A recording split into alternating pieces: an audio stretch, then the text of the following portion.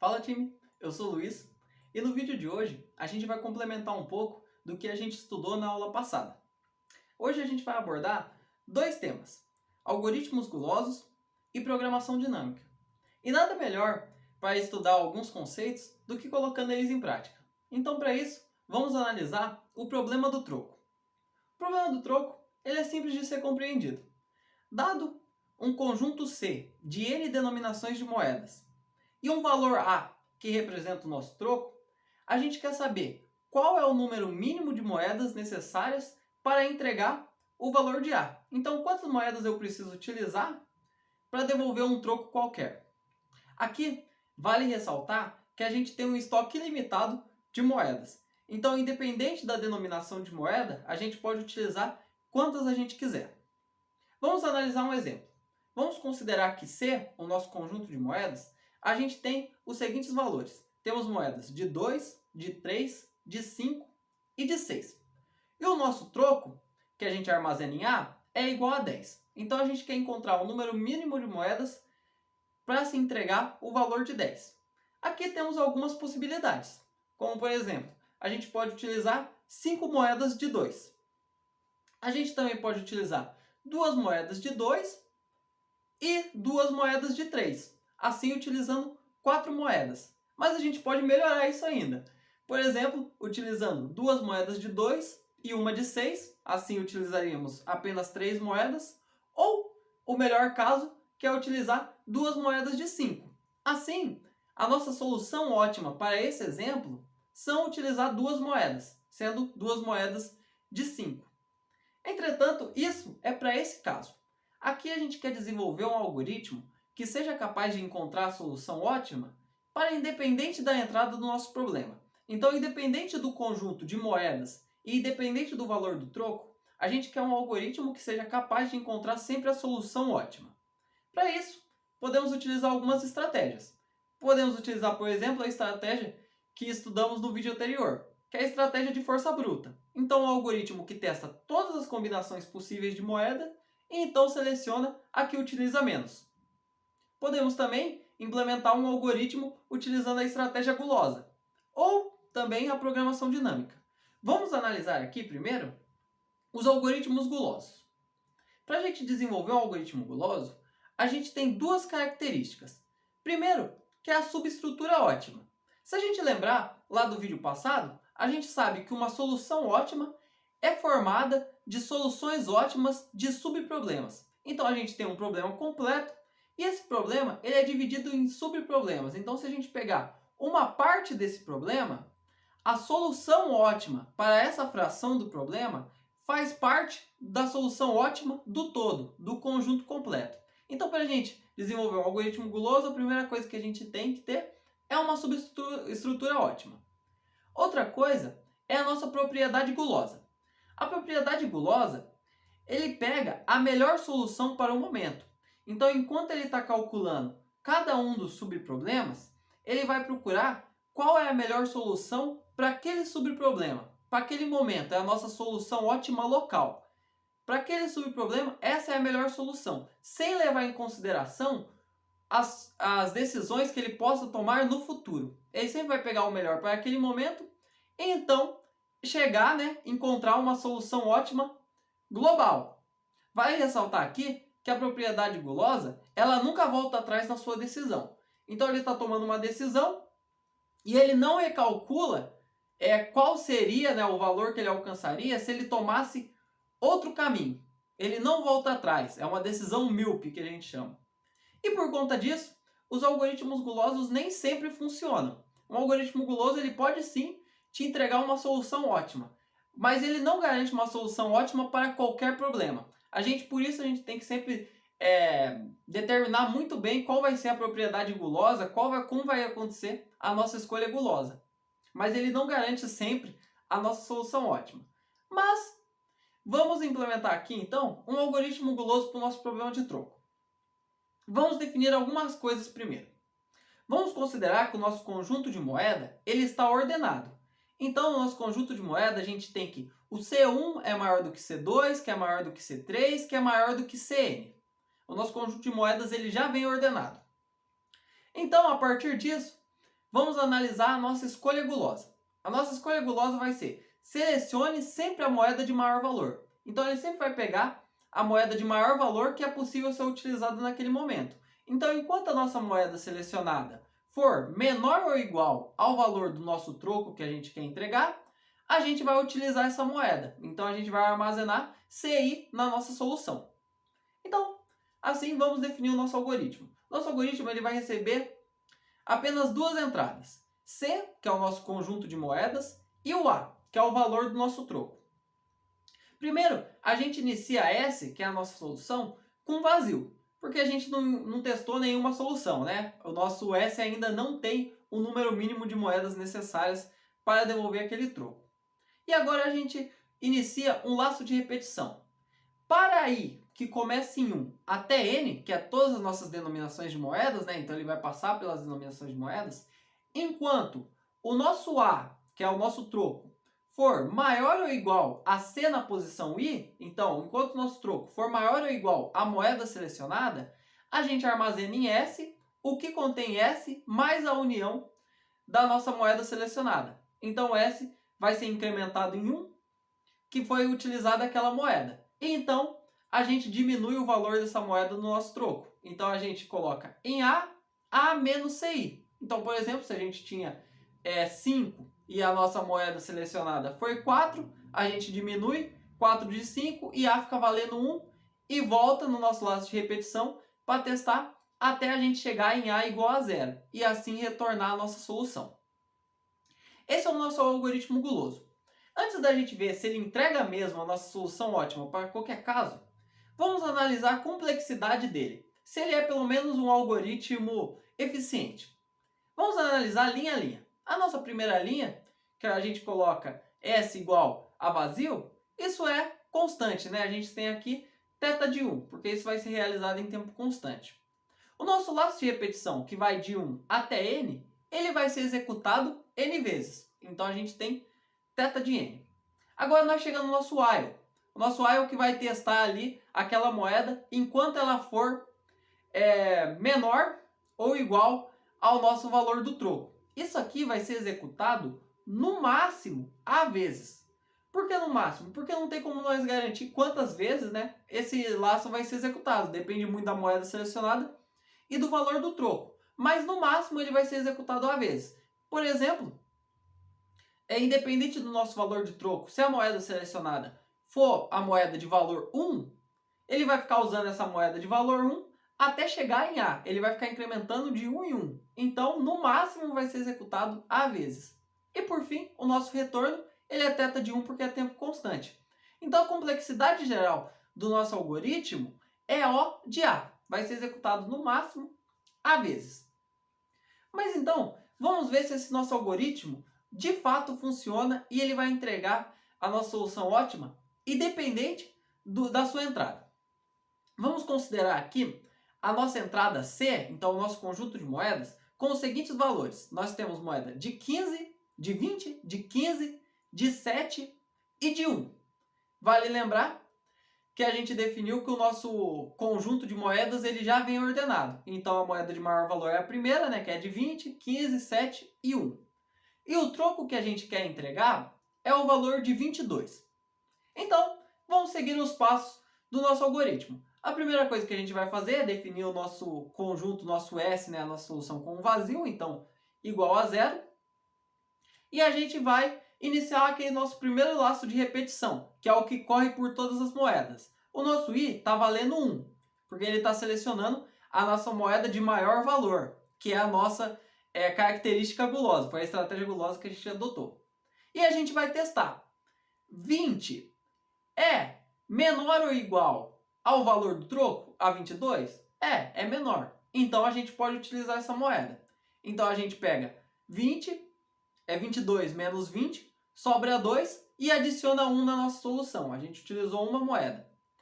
Voltamos ao nosso laço. Continuamos com a moeda de 20.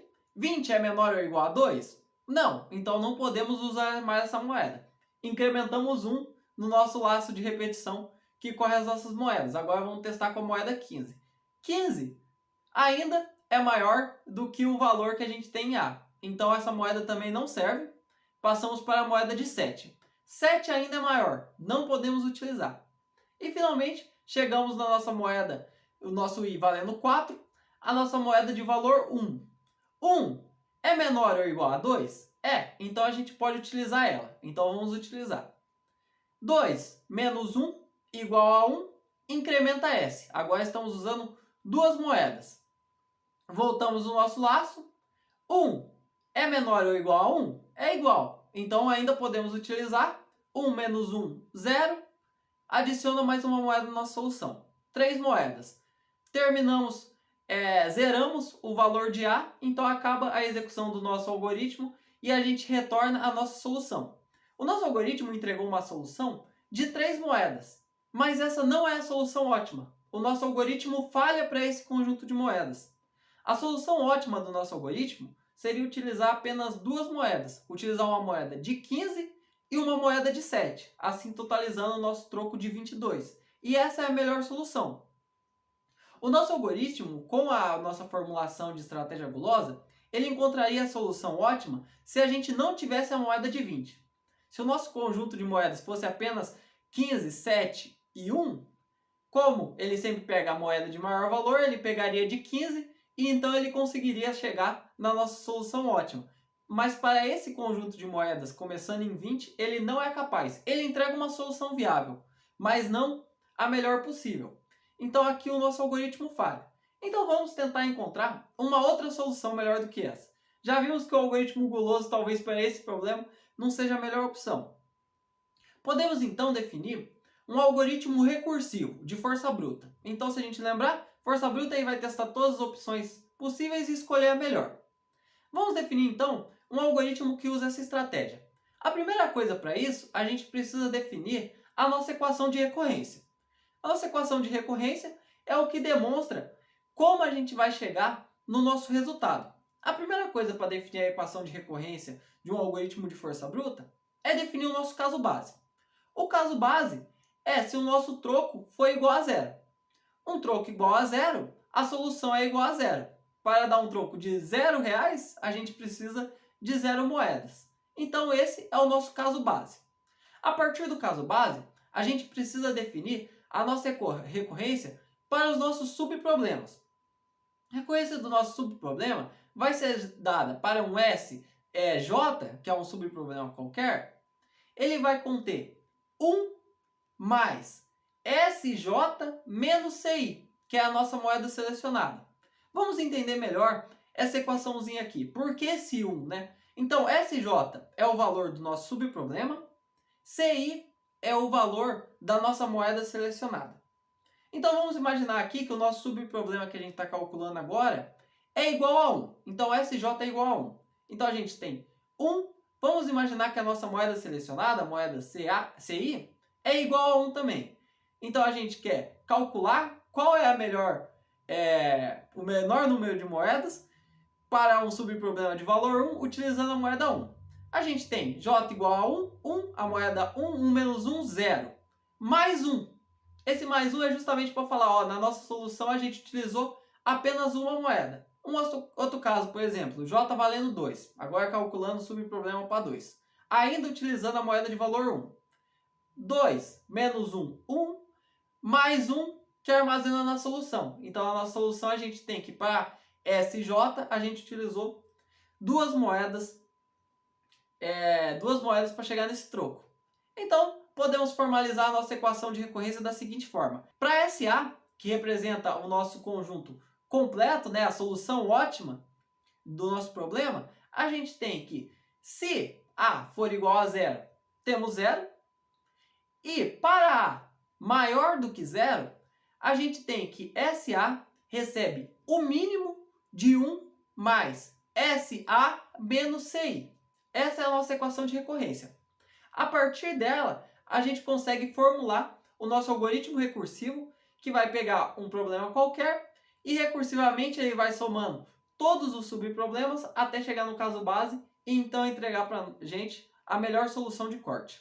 Então, conhecendo a nossa equação de recorrência, o nosso algoritmo recursivo fica da seguinte forma. Primeiro, ele vai receber duas entradas, assim como o nosso algoritmo guloso. C, que é o nosso conjunto de moedas, e A, que é o valor do troco que a gente quer descobrir. Primeira coisa que a gente precisa fazer é satisfazer o nosso caso base, visto que o nosso algoritmo recursivo ele vai ficar chamando ele mesmo recursivamente até chegar no caso base. Sendo assim, a gente tem que, se A é igual a zero, então retorna zero. Acabou o nosso problema. Para os demais casos, então a gente tem que S recebe infinito, isso é porque a gente não calculou ainda nenhuma solução. Então a gente coloca um valor muito grande ali, para qualquer solução que seja calculada, já substituir esse valor, já ser a escolhida nesse momento. Então definimos um laço de repetição. Para i igual a 1 até n, que é o número de nossas moedas, a gente tem que, se CI, que é a moeda selecionada, for menor ou igual ao valor do nosso troco, a gente faz as nossas chamadas recursivas. Então S, que é a nossa solução, recebe o mínimo, passando a solução, de 1 mais a chamada recursiva, passando A menos C na posição I. Então aqui a gente tem o que a gente definiu lá na nossa equação de recorrência. A nossa solução vai receber o mínimo de 1 mais SA menos I. E aqui então ele vai ficar chamando recursivamente até chegar no caso base e por fim retornamos zero. Esse nosso algoritmo ele vai testar todas as opções possíveis e então selecionar a melhor. Mas nós temos um problema aqui. Para isso, para a gente analisar esse problema, vamos observar a nossa árvore de recursão. Então vamos ver todas as chamadas que o nosso algoritmo vai fazer para uma determinada entrada. Vamos imaginar que a nossa entrada de moedas é C igual a 1, 2 e 3. Temos essas três moedas com esse valor. E o troco que queremos entregar é igual a 5. Então a primeira chamada que o nosso algoritmo vai fazer é para o problema igual a 5.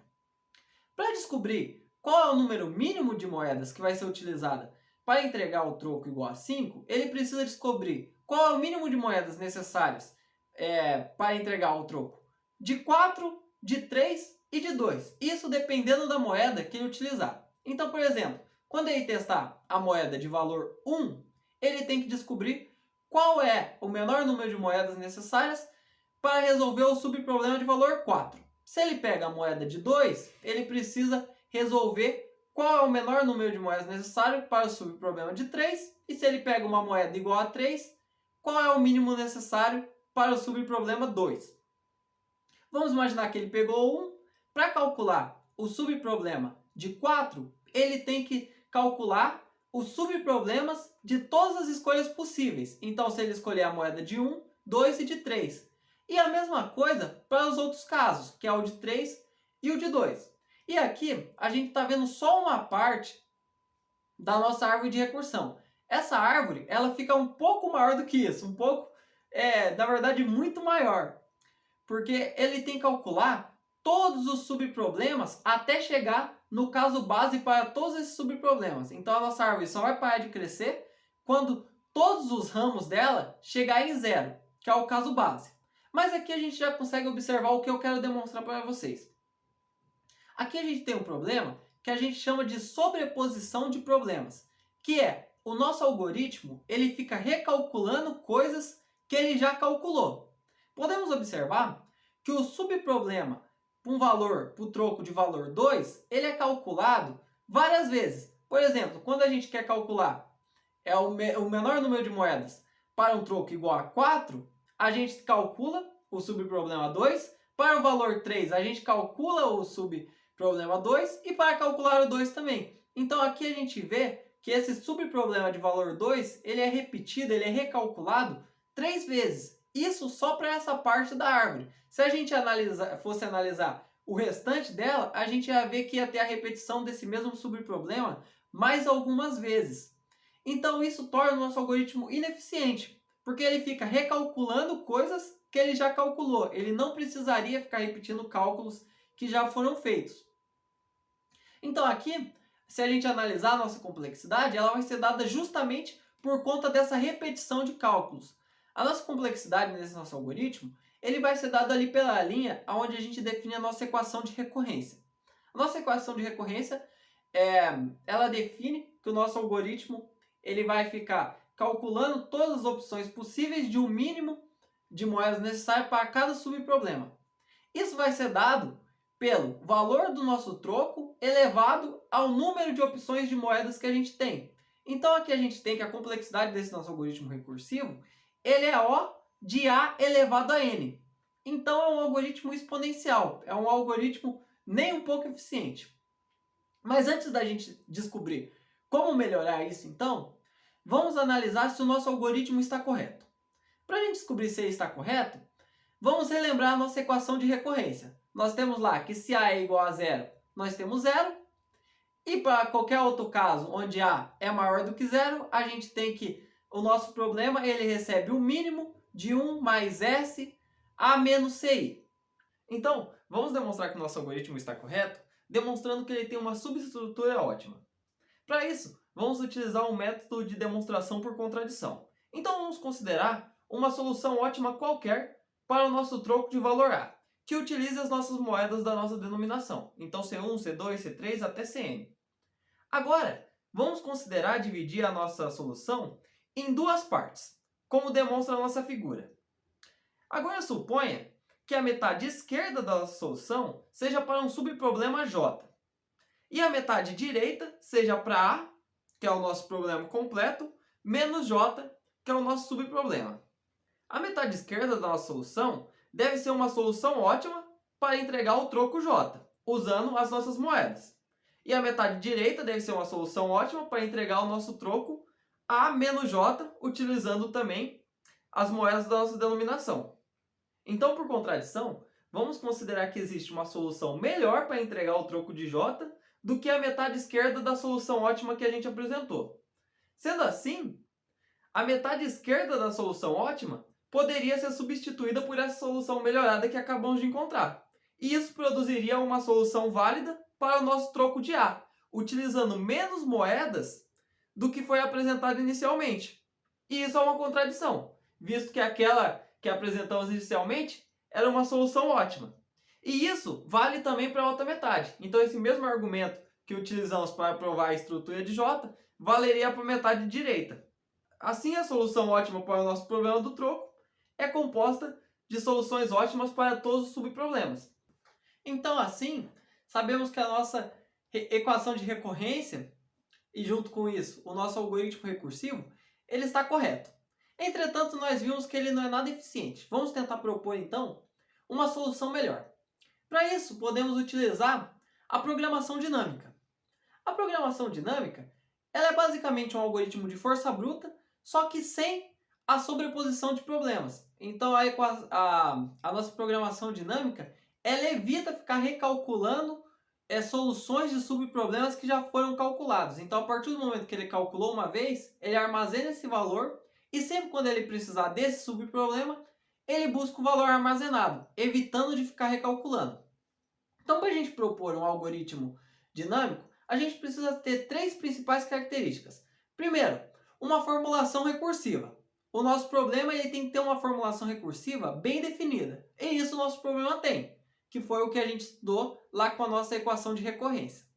Segunda coisa, ele precisa ter uma subestrutura ótima. Então o problema ele precisa ser dividido sucessivamente em subproblemas e então depois combinados para formar a nossa solução ótima.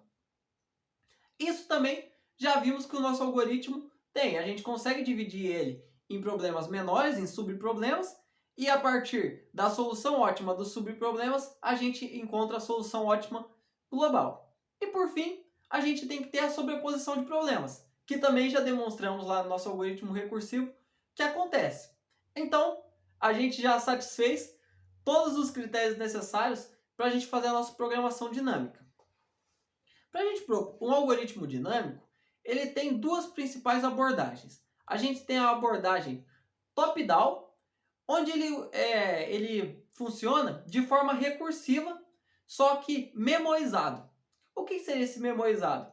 Ele utiliza uma variável, uma estrutura de dados qualquer, que vai armazenar o valor dos nossos subproblemas. Então, a partir do momento que ele vai calculando os subproblemas, ele vai armazenando a solução deles em uma estrutura de dados e sempre quando ele necessitar, ele vai verificar se aquele subproblema já foi calculado. Se ele já foi calculado, ele pega a solução que está armazenada na nossa estrutura de dados, como por exemplo um array, e utiliza esse valor, evitando assim recalcular alguma coisa que já aconteceu. E então ele vai resolver o nosso problema recursivamente. E assim nem todas as entradas da nossa estrutura de dados elas são preenchidas, né? A nossa estrutura de dados ela é preenchida de acordo com a necessidade. Então, conforme ele vai resolvendo recursivamente, ele vai utilizando. E temos a estratégia bottom-up, que é a nossa estratégia iterativa. Então, a gente propõe um algoritmo iterativo que ele vai calcular todos os nossos subproblemas de baixo para cima. Então, enquanto no nosso algoritmo top-down, né, o recursivo, ele pega o nosso problema total, então, por exemplo, 5, e ele vai calculando do 5, ele vai indo para os seus subproblemas até chegar no caso base. A nossa solução bottom-up, ele faz ao contrário, ele vai de baixo para cima. Então, os nossos problemas são resolvidos sucessivamente e então combinados. Com isso, a gente tem que a nossa estrutura de dado ela é preenchida completamente. Sabendo disso, na aula de hoje, a gente vai implementar apenas o nosso algoritmo dinâmico utilizando a estratégia bottom-up, que normalmente é a mais utilizada. Porque visto que a top-down ela é muito parecida com o nosso algoritmo recursivo. A única coisa que a gente mudaria naquele algoritmo é que lá na solução, onde recebe o mínimo, a gente colocaria um vetor. Então, em cada posição do vetor, seria armazenado os valores daqueles subproblemas que são calculados. E a gente faria uma função que verificaria se algum problema já foi calculado. Então, a gente teria uma função que, quando chegasse um subproblema, ele ia olhar no nosso vetor e ver se já tem um valor armazenado para aquilo. E então, pegaria aquele valor sem precisar recalcular. Então, vamos definir aqui o nosso algoritmo iterativo bottom-up. Primeira coisa que a gente precisa fazer é definir a nossa estrutura de dados que vai armazenar a solução para os nossos subproblemas. Então, vamos definir um vetor S que vai de 0 até A. Agora, vamos satisfazer o nosso caso base. A gente sabe que para um troco igual a 0, a solução é 0. Então, S na posição 0 recebe 0. Então, agora, vamos começar a fazer a nossa lógica para calcular os nossos subproblemas. Então, para J começando em 1 até A, então esse cara vai calcular todos os subproblemas de 1 até o último subproblema possível. Então, por exemplo, se A valer 5, ele vai calcular para 1, para 2, para 3, para 4 e 5. Então, para J começando em 1 até A, a gente define aqui uma variável auxiliar. Vamos chamar ela de min. Min recebe infinito. O min ele vai armazenar qual foi o mínimo de moedas necessárias para aquele subproblema. Como a gente não calculou ainda nenhuma solução, mínimo começa com infinito. Para ir de 1 até n, então agora a gente vai testar as opções com cada uma das nossas moedas, e n sendo o número máximo de moedas que a gente tem.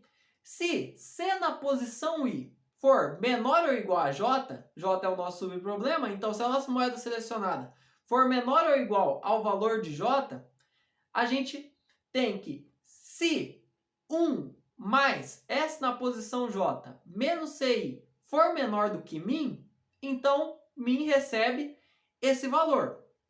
Então aqui a gente está verificando, né? Se a nossa moeda ela é menor do que o subproblema que a gente está calculando, e se esse subproblema, utilizando aquela nossa equaçãozinha que a gente definiu, né, de 1 mais S na posição J menos a moeda selecionada, for menor do que o valor que a gente tem armazenado em min, então o mínimo vai receber aquele valor. Por exemplo, mínimo estava infinito. Então qualquer valor ali que bater, por exemplo, a gente está tentando calcular o troco para 2. A gente está testando a moeda de valor 1. 2 menos 1, mais 1, 2. 2 é menor do que infinito? É, então o mínimo recebe infinito, recebe 2. E assim ele vai testar todas as opções de moedas e no final desse laço de repetição que testa todas as nossas opções de moedas, o mínimo vai ter ali contido a melhor solução para esse subproblema. Então em S na posição J a gente armazena mínimo. Depois de calcular os subproblemas para toda a nossa instância, então quando J chegar em A, a gente retorna S. S que contém o mínimo de moedas necessárias para alcançar aquele nosso troco. Essa é a nossa solução bottom-up. Mas qual que é a complexidade dela? Será que ela de fato é muito melhor do que aquele nosso algoritmo recursivo que a gente definiu? A gente já sabe que esse nosso algoritmo dinâmico, ele encontra a solução ótima. Ele encontra a solução ótima porque a gente provou a nossa equação de recorrência. E ele utiliza a mesma estratégia da equação de recorrência. Mas será que ele é tão bom assim? Vamos analisar linha a linha. Primeiro, a definição do nosso vetor, que é a nossa estrutura de dados que armazena os subproblemas.